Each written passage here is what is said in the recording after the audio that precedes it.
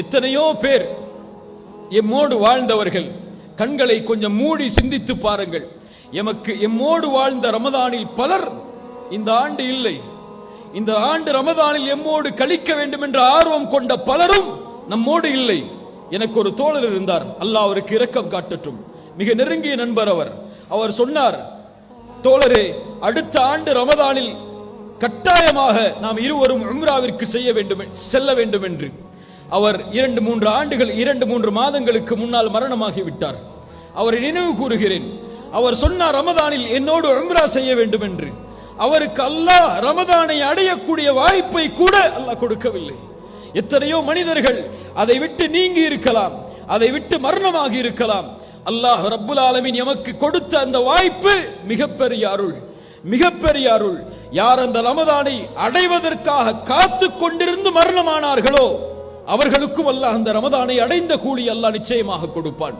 குர்ஆனிலே ஒரு வசனம் உண்டு, ஃபமா பக்கத் அலைஹிமுஸ் ஸமாஉ வல் அர்த், வானம் பூமிகள் அழுகிறது என்ற ஒரு வசனம். அது இப்னு அப்பாஸ் ரலியல்லாஹு அன்ஹு சொன்னார்கள், வானம் பூமிகள் ஏன் அழுகும் தெரியுமா?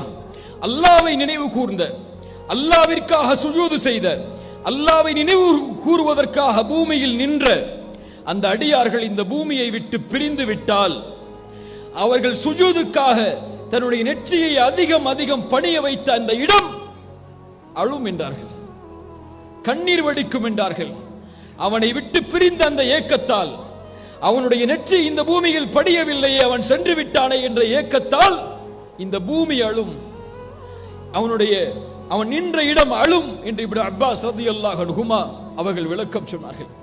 யார் அதை நாடி ரமதானை கழித்தார்களோ, ரமதான் வந்தடைந்தால் அதை முறையாக சரியாக பயன்படுத்துவேன் என்ற எண்ணத்தை யார் கொண்டிருந்தார்களோ அவர்கள் இந்த வருடத்தில் ரமதானை அடைந்தாலும் அல்லது அல்லாஹ்வுடைய நாட்டத்தால் அடையவில்லை என்றாலும் அல்லாஹ் அதனுடைய முழுமையான கூலிகளையும் அவர்களுக்கு அல்லாஹ் ரப்புல் ஆலமீன் தந்து விடுவான்.